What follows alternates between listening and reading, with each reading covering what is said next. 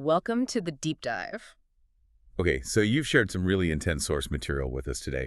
We're looking at a case, a pretty staggering one, actually. It's about the return of an old enemy, forcing investigators to face not just, incredibly complex crime scenes, but also their own really deep-seated personal traumas. That's absolutely right. We are diving deep into the investigation around the reappearance of the Crucifix Killer.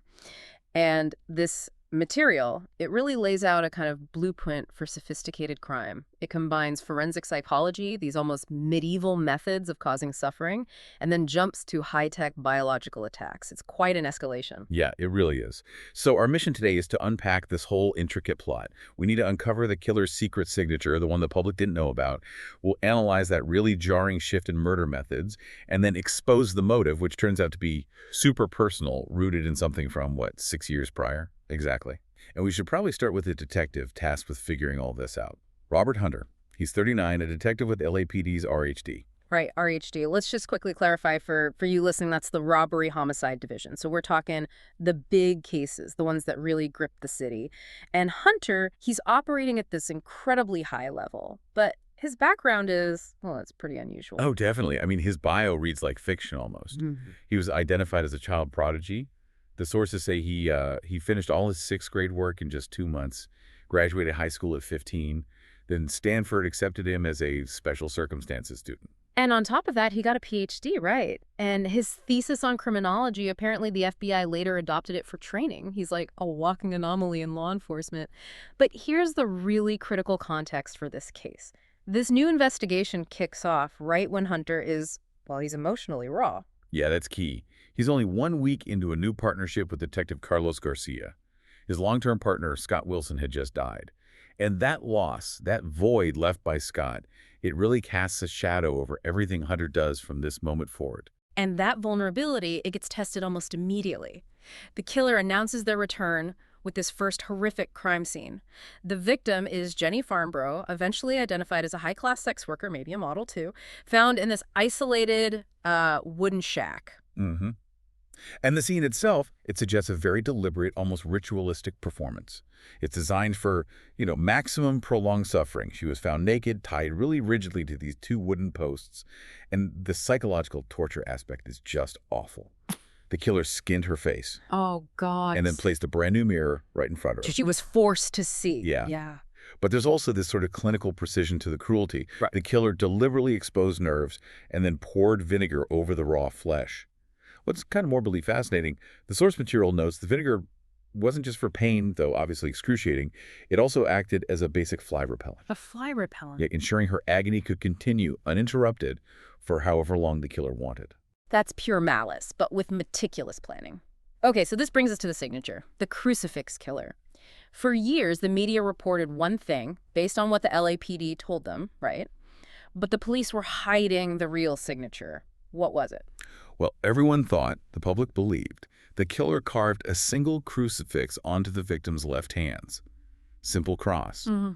But the terrifying signature, the one that proved this, was the same killer, or someone who knew everything, was found on the back of the victims' necks, including Jenny Farnborough. Okay, so what was this hidden symbol? It was a double crucifix. One cross right side up, the other one inverted underneath it. Visually, it's often shown as the eye symbol. A double crucifix. Yeah, and that symbol is incredibly loaded. As some scholars, theorized that in certain esoteric traditions, it was seen as an early symbol of the Antichrist, like God in reverse. Seeing that symbol again, that was the undeniable proof the nightmare was back. Okay, so Hunter's dealing with this ritualistic killer, this chilling signature. But then, just as they maybe start to get a handle on the ritual, the whole method changes completely. Victim number 2, George Slater, an attorney. He's killed using, well, it's basically biological warfare, isn't it? It's a massive shift. And that's the point where you realize the killer isn't just sticking to one script. They're evolving, or maybe just showing another side of their capabilities. Slater was found tied up in his car, covered in these horrible, painful blisters. He wasn't carved up like Jenny. This was chemical or biological. Specifically injected with Staphylococcus aureus. That's the flesh-eating bacteria, right? Necrotizing fasciotis. Exactly. And it's terrifyingly fast, injected straight into the bloodstream like that. The victim goes from seemingly healthy to near death in just like 10 to 12 hours. leads to toxic shock, massive organ failure, requires specific knowledge, access to the bacteria. It's very different from the first murder. That leap, though, from intimate, hands-on torture to this quick, almost clinical biological attack, that's a huge psychological jump. Why change the MO so drastically? Why risk confusing the police? Well, maybe it shows the killer wasn't just about the ritual itself. They were about the purpose behind it. The switch suggests maybe they had two very different skill sets. Right. One for that close-up psychological horror, another for rapid targeted killing. And what's more, George Slater's death wasn't just a killing, it became part of a sadistic game aimed right at Hunter. Ah, right, the phone call. The killer gives Hunter this impossible ultimatum, 60 seconds, tied to some illegal dog race. Yeah, a dog race, which is illegal in California, adding another layer of, like, contempt. Hunter had to pick the winning dog, supposedly to save Slater's life. It's just pure mockery, isn't it? Yeah. The killer isn't just killing. They're forcing Hunter into this position of complicity, almost.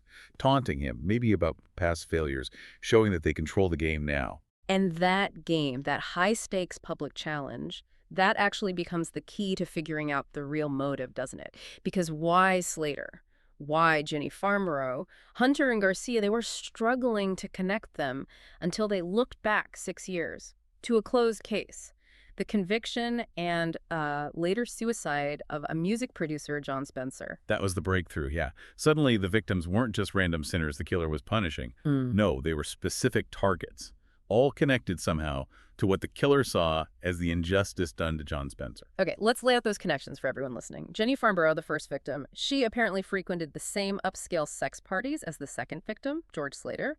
But the real link, the deeper one, was that George Slater was having an affair with a guy named Raphael, who was one of the original jurors on the John Spencer trial. Exactly. And the investigation starts uncovering more links like that.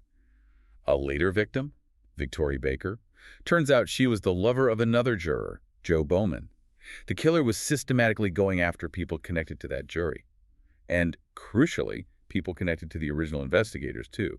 Hunter and his dead partner, Scott Wilson. So the motive crystallizes. It's revenge. Pure, focused revenge for John Spencer's conviction and suicide, which the killer believed was wrongful. And the killer's identity is finally revealed as Brenda, John Spencer's adopted sister. Adopted quite late in life, apparently, but she formed this incredibly intense bond with the family, and she placed all the blame for her brother's death squarely on the system, the jury, the police, specifically Hunter and Scott Wilson. But finding out it's Brenda, that also suddenly explains that weird dual MO we talked about. Right, the source material mentioned her background. She was a military surgeon. Exactly, and that clicks everything into place. Suddenly, you understand the medical knowledge needed for the flesh-eating disease injection and the surgical school needed for those precise double-crucifix carvings. She wasn't just randomly switching methods. She was using her entire professional toolkit for revenge. And Brenda's vengeance, it wasn't just aimed at these peripheral figures from the trial. It was intensely personal, planned over years, and aimed directly at Robert Hunter. Yeah, the trauma Hunter carries from losing his partner, that wasn't just bad luck. Brenda engineered it. The sources confirm she was responsible for the boat explosion that killed Scott Wilson, and, devastatingly, also Hunter's only cousin, Amanda, who happened to be John Spencer's wife. So she deliberately inflicted that same kind of profound loss onto Hunter, trying to make him feel that guilt, that pain. It was perfectly calculated to hit his deepest fears. She even tried to get close to him personally, didn't she? Using a fake identity, Isabella. Yes, posing as a biomedical researcher from UCLA. It's chilling how close she actually got. And the way Hunter figured it out, it wasn't some big database search, it was a tiny detail. They were at his apartment, and he noticed her CD collection. She had mostly jazz, classical, but then a few autographed rock albums, signed Spectre J. Which was John Spencer's stage name, his known pseudonym. That tiny personal clue unraveled the whole thing. Isabella was Brenda.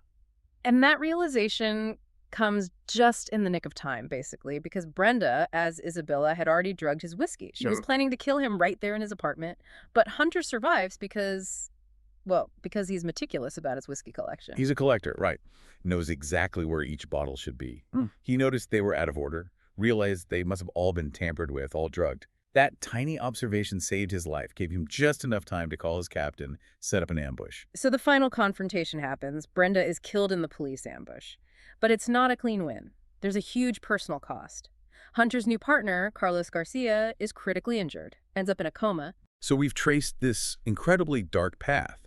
Trauma, perceived injustice, fueling this years-long, highly sophisticated revenge plot. Brenda used everything from, medieval-style torture to modern bioweapons. Hunter survives, yes, but the price is immense. Professionally, personally, Garcia's injury is huge. Which leads us to this really unsettling final detail the source material mentions. After it's all over, Hunter's pulled off the case, but then Dr. Winston, the ME, and Captain Bolter, his boss, they deliberately agree to alter Brenda's official autopsy report. They hide something.